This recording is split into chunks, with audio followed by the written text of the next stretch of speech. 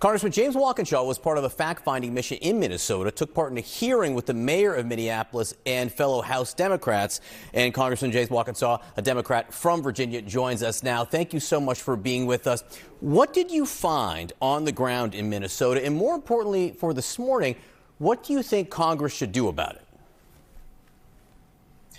Well, it was powerful for me to hear firsthand from Minnesotans about what they're experiencing. And, I think most Americans by now have seen the videos of the violence, the brutality from ICE and other federal immigration enforcement agencies. But to hear from Minnesotans, not just the mayor, but everyday Minnesotans, about the fact that many of their businesses have had to close, that schools have had to close, that people, American citizens, are locking themselves in their homes because they're afraid of their government, their federal government, was really, really powerful. And I think in terms of what Congress should do, Congress should take immediate action to rein in the outrageous abuses that we're seeing from ICE and other agencies.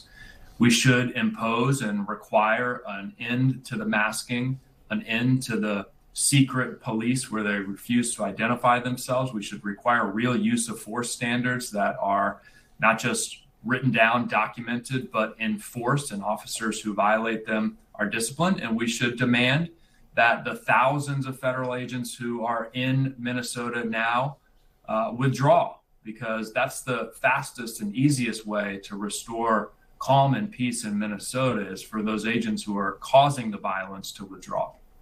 And if they don't do the things that you are requesting here, what are you prepared to do about it in terms of funding or using your vote?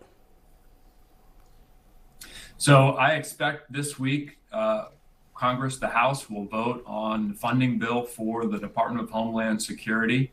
And I've been crystal clear.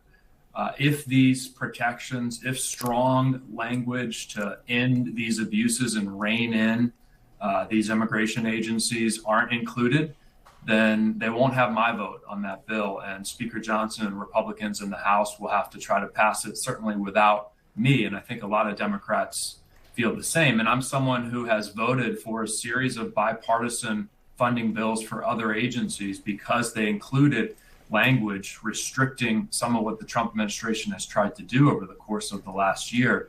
And that's going to have to be the same here. They're out of control and they have to be reined in. Some of your Democratic colleagues have made calls to impeach Homeland Security Secretary Kristi Noem. Would you support that? Kristi Noem has violated her oath of office. She's incompetent. She's been involved, in my view, in clear corruption. She should step down or she should be fired.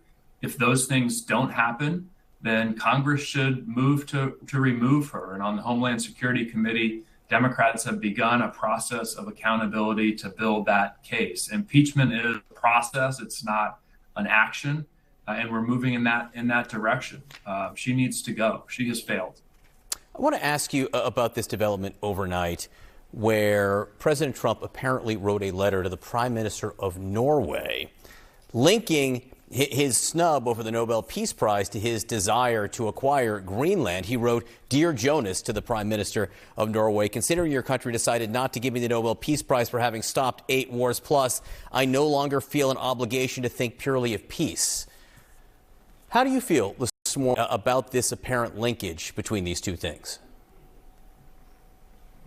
Well, look, I think it's par for the course for Donald Trump. With Donald Trump, everything is about Donald Trump. And what concerns me is the people paying the bills. And the people paying the bills are the American people. He's engaged in yet another trade war now with Europe and threatened to impose an additional round of tariffs on our European allies. And a tariff is a tax. It's a tax on the American people. Last year, Trump's tariffs cost the average American family $1,200 a year.